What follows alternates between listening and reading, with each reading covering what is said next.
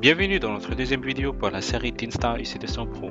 Dans cette vidéo, on va créer notre première ligne FXO. On va la connecter à notre route qui est le in et le out. D'accord?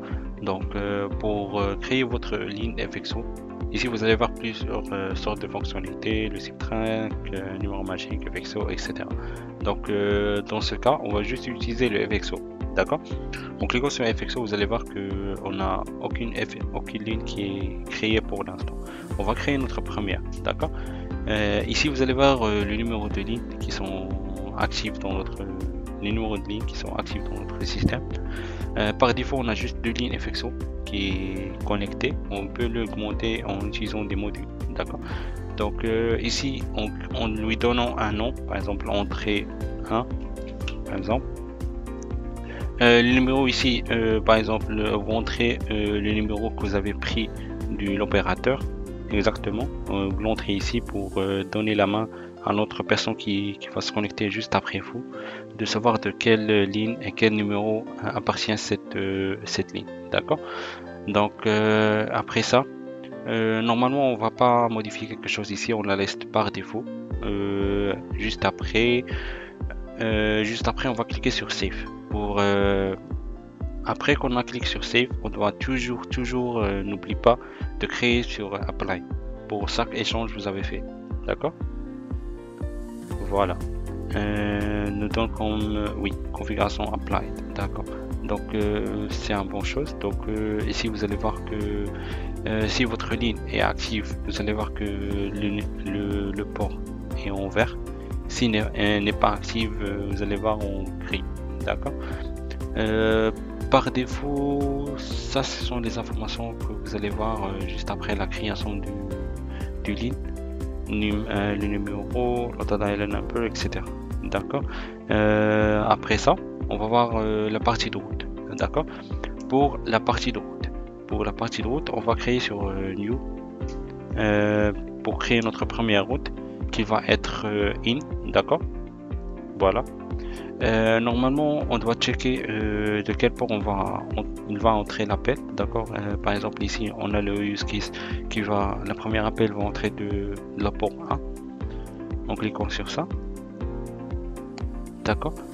Juste après, on a le préfixe. Préfixe, on n'utilise pas dans les appels entrants, mais plutôt on l'utilise pour les appels sortantes. Après, on a les actions. Pour les actions, exactement. La destination doit être vers port, doit automatiquement soit à une extension, soit à un cap. Ça dépend de votre système que vous allez utiliser, soit un groupe, vous pouvez créer un groupe, vous pouvez créer juste des extensions où l'appel va être redirigé vers eux. Pour l'instant, on utilise par exemple un cap. D'accord. J'ai oublié de mentionner le parti de priorité. Donc la partie de priorité, c'est vraiment très important parce que par exemple, on va utiliser le 1. Ça veut dire que vous donnez la main au système que vous utilisez. Par exemple, que notre appel qui va être entré, d'accord, de la port 1, c'est très intéressant pour moi. Donc c'est la priorité que les autres actions. D'accord. Mais si vous laissez plusieurs lignes d'entrée, par exemple, avec la même priorité, plusieurs actions avec la même priorité, le système va cracher. Il ne va pas savoir plutôt qu'est-ce qu'il va donner la main, le premier, qui va le deuxième, etc. D'accord.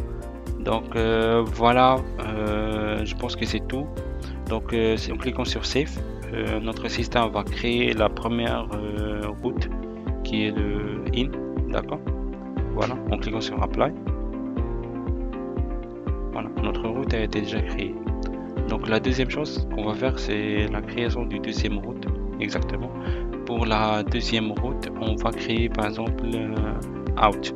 D'accord. Par exemple le local extensions, par exemple. La priorité, on lui donne par exemple le 7.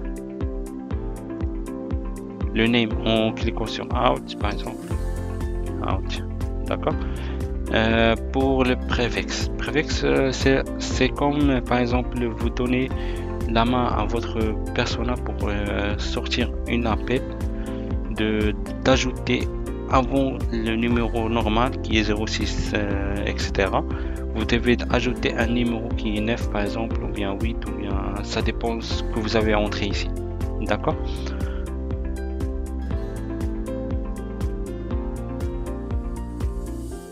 Alors, juste après, on a les actions. Pour les actions, on lui donne par exemple la main de sortir l'appel par le port 1, ou bien le port 2, ou bien le port 5. Ça dépend du port qu'ils ont activé dans votre système. Par défaut, pour le Teenstar ici de son Pro, par défaut, on a le port 1 et le port 3 qui sont actifs. D'accord. Voilà, c'est tout, je pense. On va entrer en cliquant sur Save. Voilà, on a déjà créé notre deuxième out qui est celle-là, Local Extensions. D'accord. Donc en cliquant sur Apply, notre système a pris en charge toutes les modifications. Voilà, je pense que c'est tout pour la vidéo d'aujourd'hui. Pour notre prochaine vidéo, on va créer des extensions. On va leur donner la main pour faire des appels d'entrantes ou bien des appels sortantes. D'accord. Merci d'être là et à la prochaine. Le stock le plus grand de la VoIP avec des dizaines de marques. Chez nous, vous trouverez ce qui correspond à votre budget et votre besoin. Et le plus important, le tout est avec une garantie sur le matériel et l'installation.